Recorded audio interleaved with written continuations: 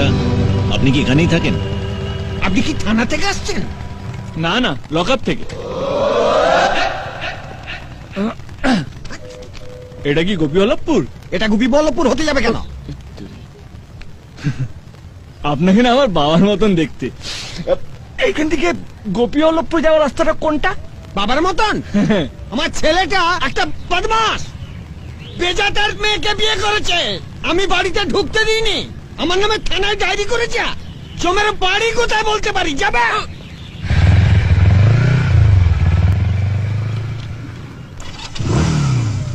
আবে বুড়ো, আমি যদি তোর ছেলে হতাম না, পে দিয়ে বৃন্দাবন পাঠিয়ে দিতাম। বুড়ো কোথাকার! বস এক মিনিট। কি বে, কোলা লাগাচ্ছিস কেন? গলা লাগাচ্ছি না, লিফট চাইছি, আমাদের একটু স্কুলে পৌঁছে দেবে? আগে বল গোপীবল্লভপুর কোন দিকে? বলবো, আগে নিয়ে চলো স্কুলে।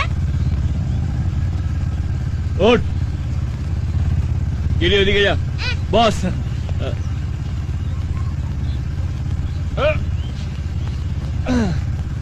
পারবে পারে কে বস।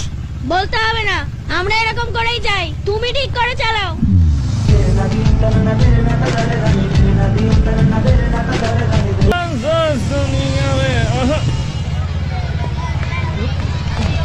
Thank you.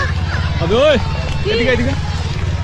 গোপীবল্লভপুর কোন দিকে? ওই সোজা সামনে একটা মোড় পড়বে, তার ডান দিকে রাস্তাটা ধরবে। বস, সোজা গিয়ে বাঁ দিকে যেতে হবে, চলো। ওই বাদিক নয়, ডান দিক, ডান দিক। মাথায় কি আছে, গোবর না ঘুটে? আবে ওই, মারবো তোকে। সোজা গিয়ে ডান দিকে। হ্যালো হ্যালো, ভালোর কোনো যুগ নেই বস। এখন মানুষের শুধু একটাই চিন্তা, কি করে পরে ছেড়ে খাই।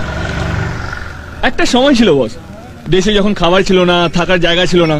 এখন ভালো লোকের অভাব, এই দেশটা একদিন স্ক্র্যাপ মাল হিসেবে বিক্রি হয়ে যাবে। কিচ্ছু করার নেই। ওই গন্ধনা, একটা তরকারি রুটি বানাও, খুব খিদে পেয়েছে।